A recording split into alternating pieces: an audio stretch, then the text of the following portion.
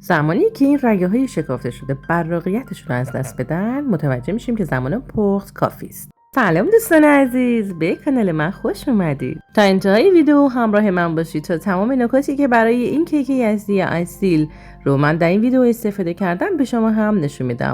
برای کسانی که به تازگی با کانال من آشنا شدن، من ملودی هستم و در زمینه‌های مختلف هنری فعالیت دارم. چنانچه به این محتوا علاقه داری، کلید سابسکرایب یا مشترک شدن رو بزن و زنگوله کنار اونم فعال کن تا هر زمان ویدیوی جدیدی گذاشتم از آن مطلع بشی.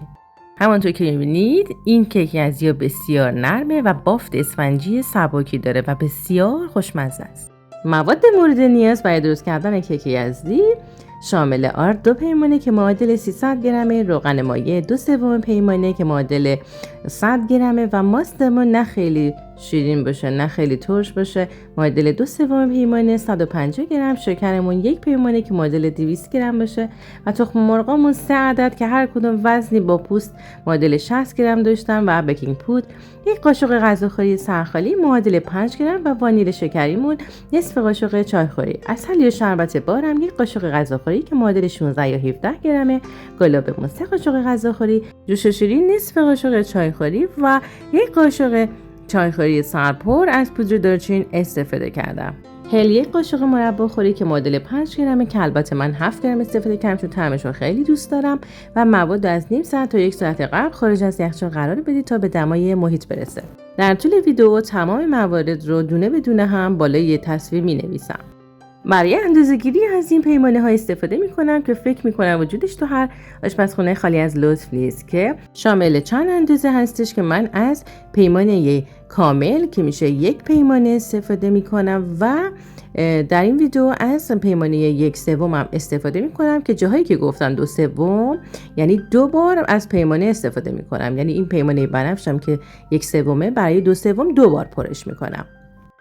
برای 1 پیمانه میتونید از لیوان دسته‌دار فرانسوی هم استفاده کنید.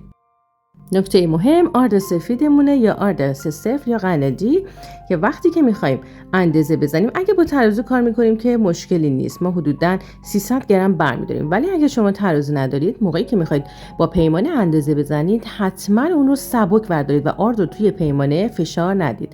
من چون ظرفم کوچیک‌تره و الک حریرم استفاده میکنم که خیلی بهتر از الک‌های توری هستش، با استفاده از 1 لیوان اون رو روی الکم قرار میدم و لیوانو میچرخونم و اینجوری هیچ آردی به اطراف پاشیده نمیشه و خیلی راحته که تمام مواد با تمیزی بیش از حد به ظرفمون منتقل میشه. دوستان عزیز بهتره که آرد رو 3 بار الک کنید. اگر توانش رو دارید حتما این کار رو انجام بدید. همونطور که میبینید هیچ جا کثیف نشده و باعث میشه که کیک یزدی بسیار سبک و پوچ بشن. همیشه در هر شیرینی از مواد تازه استفاده کنید. موادتون تازه به تازه بخرید تا کیفیت کارتون و موادی که استفاده میکنید بالا باشه. در نتیجه یه شیرینی فوق‌العاده خلق کردیم. 1 قاشق چایخوری من دارچین اضافه میکنم که تاثیر زیادی روی بو و مزه نداره چون هل غالب تره و باعث میشه کیکمون کمی رنگش تیره تر باشه و همچنین از 1 قاشق مرباخوری سرپر بیکینگ پودر استفاده میکنم. بیکینگ پودر باید حتما تازه باشه. برای تست اون لازمه که توی لیوان آبجوش مقداری از بیکینگ پودر رو بریزید و اگر کف کرد یعنی بیکینگ پودر تازه است. ماست مورد استفاده بهتره حتما چکیده باشه. از ماست 7 هم میتونید استفاده بکنید و به اون نصف قاشق چایخوری جوش شیرین اضافه میکنم چون ماست اسیدیه و جوش شیرین این مقدار رو بیشتر میکنه. به شخصه پیشنهاد نمیدم از جوش شیرین استفاده کنید ولی چون دستور اصلی این کیک های یزدی مون جوش شیرین داره من در این ویدیو استفاده کردم.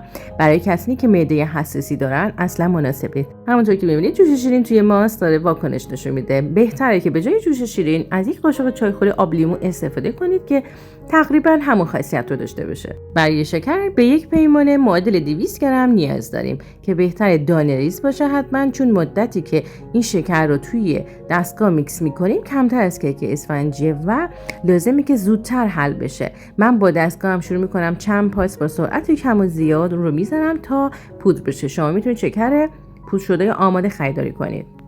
و نکته دیگه اینه که وقتی که شکر مقدارش نسبت به تخم مرغ بیشتره باعث میشه که یه خورده زمان حل شدن آهسته تر بشه. واسه همین ما حتما باید اونو آسیاب کنیم. من الان 100 گرمو که آسیاب کردم، 100 گرم دومم آسیاب میکنم و به مجموعمون اضافه میکنم. میتونید از شکر قهوه‌ای هم استفاده کنید که کم شیرین تره. هل مورد استفاده با وزن پوستش معادل 5 گرمه. با استفاده از زعفران ساب بهتره که اونا رو له بکنیم تا هسته هاش از خود پوست جدا بشه. اینطوری راحت تره که پوستا خورد نشن. من پوستا رو جدا میکنم و دور نمیریزم چون فوق‌العاده عطر خوبی داره که اونا رو توی چای استفاده بکنید. چایتون فوق‌العاده خوش عطر و پر از خاصیت میشه. از جمله خواص هل ضد افسردگی، پیشگیری از زخم معده، ضد سرطانی، سم‌زدایی و سلامت کبده که به طور کلی مثل یک دیکلوفناک طبیعی برای دردهای التهابی استفاده میشه. برای آسیاب بهتر دانه‌های هل بهتره که اونا رو با شکر سفید مخلوط کنیم که هم حجمش بیشتر بشه و هم توی دستگاهمون بهتر هم بخوره و سپس چند پالس کم و زیاد میزنیم تا اینا کاملا ریز بشن و خورد بشن. همونطور که پیشتر اشاره کردم اگر بتوانید از شکر قهوه‌ای استفاده بکنید خواص بیشتری داره و مفیدتره و هم رنگ کیک‌های از لیمونو بسیار زیباتر میکنه. اگر دوست داشتید بیشتر با خواص این دانه گیاهی فوق‌العاده آشنا بشید توی کامنت ها برای من کلمه هل رو بنویسید تا من یک ویدیو مجزا از اون رو درست کنم و در کانال قرار بدم. اگر ویدیوی من رو دوست داشتید لایک یادتون نره.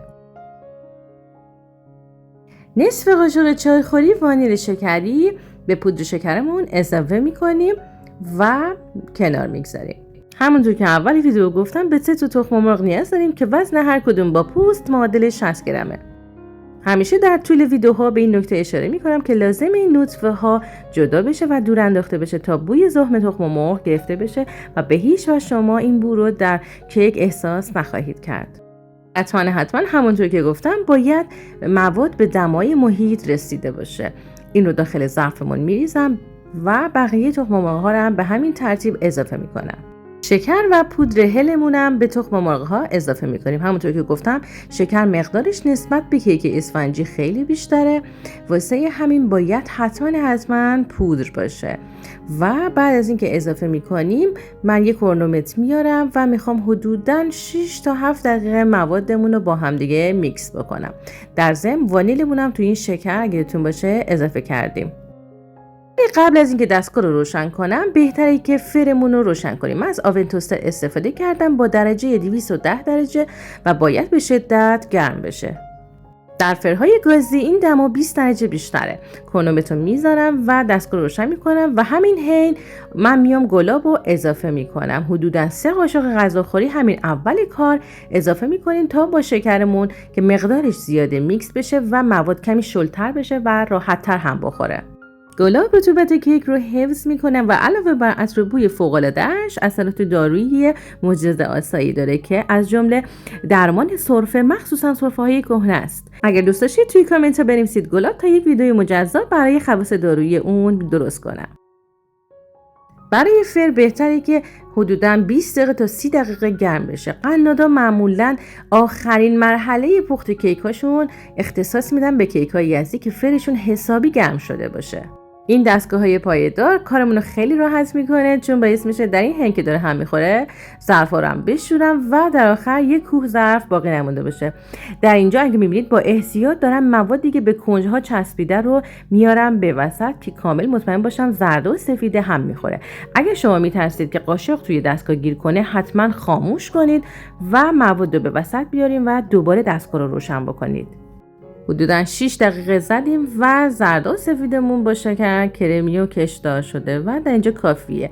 میام ماستی که بهش جوش شیرین اضافه کرده بودم رو به موادمون اضافه میکنیم و بعد از اون ما روغنمونم اضافه میکنیم و این مواد کافیه در حد هم خوردن با هم دیگه مخلوط بشن و از عسل طبیعیمون استفاده میکنیم که باعث خوش رنگ تر شدن میشه. یک قاشق غذاخوری سرپر میزنم که تقریبا 17 گرمه و باعث میشه یه خورده روی کاپ کیکامون حالت خوش رنگ تر و عسلی تری پیدا بکنه و حدودا اینو 40 ثانیه تا 50 ثانیه میزنیم همونطور که گفتم تا مواد در حد مخلوط شدن با هم دیگه ترکیب بشن. اگر محتوای ویدیوی آموزشی من رو دوست داشتید لطفاً کلید لایک رو بزنید. این کار کمک میکنه تا با انرژی بیشتری برای شما تولید محتوا کنم. متشکرم. برای مخلوط کردن آرد با مواد بهتره که از علک استفاده بکنیم و حتما از این ویسکای دستی استفاده بکنید. هم در یک جهت بزنید و هم کمی آهسته هم کار کنید. کمک میکنه این ویسکای دستی که هواخوری مواد بیشتر بشه و مطمئن باشیم که مواد به خوبی در هم ادغام میشن و در آخر گوله های آرد توی موادمون باقی نمیمونه. همونطور که ببینید به آهستگی هر وقت که آرد ریختم خیلی آهسته شروع میکنم 1-2 تا هم میزنم و بقیه مواد رو هی کم کم اضافه میکنم. تقریبا همچین بافتی میده. بعد از اون ما ویسک دستیمون رو خارج میکنیم چون یه سری مواد به کنجای اون ظرفمون باقی مونده که بهتره از یک لیسک برای اطمینان نهایی و اینکه مواد رو بتونیم کامل از جداره ها جدا کنیم و بیاریم با کل مواد مخلوط کنیم استفاده بکنیم. همونطور که می‌بینید لیسک میتونه از کنج کناره مواد رو به راحتی و تمیزی جدا بکنه. این کارم انجام میدیم. همونطور که می‌بینید مثل یک بستنی سنتی خیلی صرف، مزه‌ش هم شبیه همونه، خیلی خوشمزه است، استفاده کردیم. قالبمون رو میارم، از قالب مافین استفاده کردم. همونطور که می‌بینید اینا برگه های نسوز هستش که از لوازم قنادی‌ها میتونید تهیه کنید. در مقادیر 24 استفاده میشه. میتونید از این کاپکیک های لیزری هم استفاده بکنید که برای مراسم ها خوشگل هستش. اینا رو دونه دونه کاغذ رو سوا میکنم و توی قالبم میچینم. اصلا نیاز نیست که قالبمون و این کاغذهای نسوز رو روغن بزنیم. خود این کاغذها کمی خاصیت جذب روغن دارن که به نظر من بهتر هستش و روغن اضافی رو جذب خودش میکنه. با استفاده از یک ملعقه کوچولو شروع میکنم 2/3 قالب ها رو پر میکنم. حتما توجه کنید که کامل پرش نکنید چون این مواد در طول پخت بالا میاد و از این کاغذها شره میکنه. پس حتما 2/3 رو بیشتر پر نکنید. همونطور که میدونید من دارچینی که استفاده کردم خواص ضد التهابی داره و باعث کاهش سطح قند خون میشه و برای کسانی که اشتهای کاذب دارن بسیار مفیده. یعنی پیشنهاد میکنم تو چایتون از دارچین استفاده بکنید و ببینید چطور اشتهاتون رو کنترل میکنه و دعا به جونم بکنید. و اگه دوست داشتید بیشتر راجع به اون بدونید توی کامنت ها کلمه دارچین رو بنویسید تا راجع به اون یک ویدئویی مجزا تهیه کنم. بعد از اینکه تمام قالب ها رو پر کردم با استفاده از یک چاقو یا یک قاشق شروع میکنم به روغن زدن و اونو تا انتهای ظرفم فرو میبرم. این کار باعث میشه که از وسط کاملا حالت شکفته شده در طول پخت پیدا بکنه و به سمت بالا بیاد. یه جور هواگیری مخصوص خودشه. از پودر کنجد اختیاری میتونید استفاده کنید و روی اون بریزید. کنجد سرشار از کلسیم، آهن، منیزیم، مس، فسفر، ویتامین ای و B1 هستش و با دیابت بسیار مبارزه میکنه و درمان کمخونی مثل معجزه است و باعث کاهش درد مفاصل هم میشه. اگه دوست دارید برای من کامنت بذارید تا یک ویدیو مجزا راجع به اون درست کنم. چیز مهمی که اشاره باید بکنم اینه که از سیاه دونه روی کیک‌های یزدی استفاده نکنید چون سیاه دونه خاصیت دارویی بالایی داره. مخصوصا اینکه خانمای باردار اصلا خوب نیست که سیاه دونه مصرف کنن چون قاعده آوره و باعث دور از جون سخت میشه. سیاه دونه مثل یه معجزه است. البته اگه میخواید راجع به خواصش بدونید توی کامنت ها بنویسید سیاه دونه تا یه ویدیوی مجزا راجع به اون درست کنم. این مواد بهتون 16 تا 17 تا کیک یزدی میده. میتونید اون رو بعد از اینکه پختید دوباره باقی مواد رو جداگانه بپزید یا میتونید مثل من باقی مواد رو توی ماهیتابه مجزا بپزید که مثل پنکیکی میشه که خیلی هم عالی میشه و این سهم مادر معمولا و سریع هم پخته میشه. برای پخت کیک یزدی از الیمنت بالا و پایین همزمان استفاده میکنم. برای فر برقی 195 و فر گازی 215 هستش که حدوداً 14 تا 16 دقیقه زمان میبره. اما شما باید قلق فرتون رو به دست بیارید. اونم به این صورت هستش که موقعی که اون موادمون داره پف میکنه همونطور که میبینید این رگه ها داره شکاف میخوره. زمانی که براقیت این مواد کاهش پیدا کرد و سطح این شکافته ها مات شد یعنی پخت ما کامل شده و اونو لازمه که در بیاریم. اگر که بالا طلایی نشد میتونیم از المنت بالا استفاده بکنیم و بذاریم 2 دقیقه دیگه مواد بپزه. خسته نباشید، کیک یزدیامون آماده شد. برای تزیینش میتونیم به جای کنجد از عسل یا شربت بار روی کیک یزدی بمالیم و از پودر پسته، پودر نارگیل هم استفاده بکنیم که فوق‌العاده مزه خوشمزه‌ای داره، ولی پیشنهاد میکنم با طعم اصیل همین پودر هلمون استفاده کنید و لذت ببرید. همونطور که میبینید بافت فوق‌العاده‌ای داره. ممنونم که تا انتهای ویدیو همراه من بودید. امیدوارم در ویدیوهای بعدی شما رو ببینم. خدا نگهدار. Thanks for watching. I hope to see you in the next video. Love you. Bye bye.